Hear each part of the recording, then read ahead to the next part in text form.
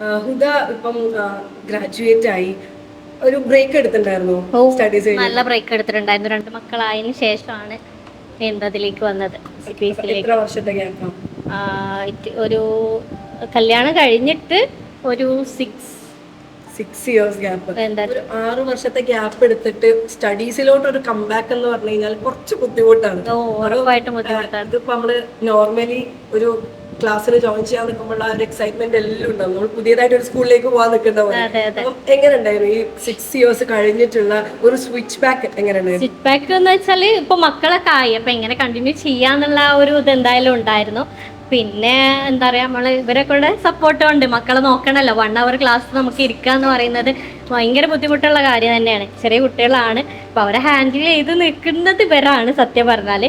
അപ്പൊ ആ ഒരു ഇതെന്തായാലും ശരിക്കും ആ ഒരു ബുദ്ധിമുട്ട് അങ്ങനെ ഞാൻ ഫീൽ ചെയ്തിട്ടില്ല. 2 ഫാമിലിയിൽ നിന്നായാലും ബുദ്ധിമുട്ട് ഫീൽ ചെയ്തിട്ടില്ല.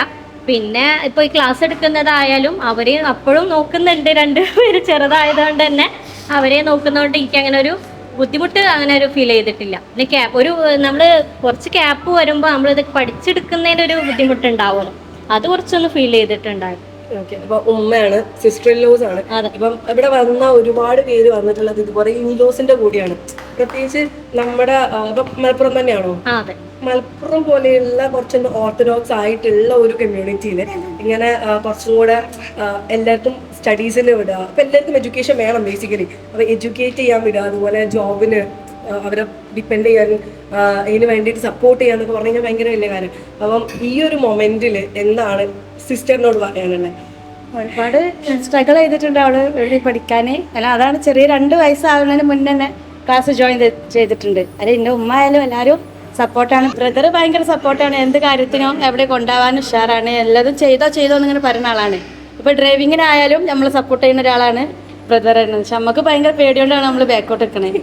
പിന്നെ പറഞ്ഞാൽ ഇപ്പോൾ ഭയങ്കര 6 ഇയർ ബാക്കിൽ ഒക്കെ പഠിച്ചെടുത്ത് എല്ലാം എപ്പോഴും വർക്കിൻ്റെ ആളാണ്.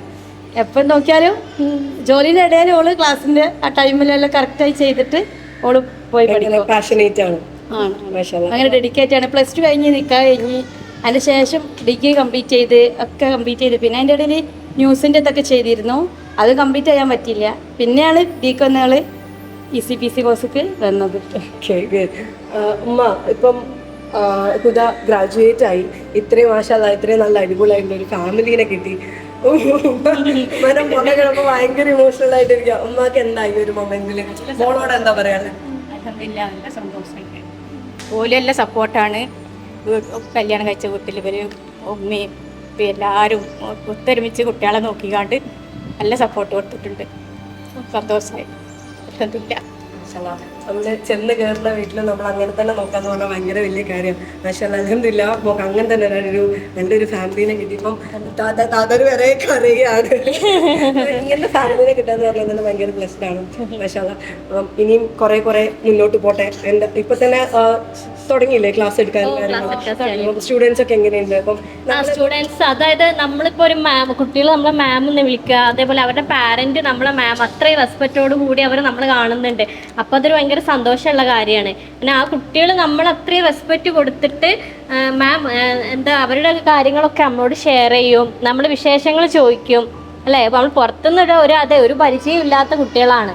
യാതൊരു തരത്തിലും നമുക്ക് യാതൊരു കോണ്ടാക്റ്റും ഇല്ലാതെ വന്ന കുട്ടികളാണ്.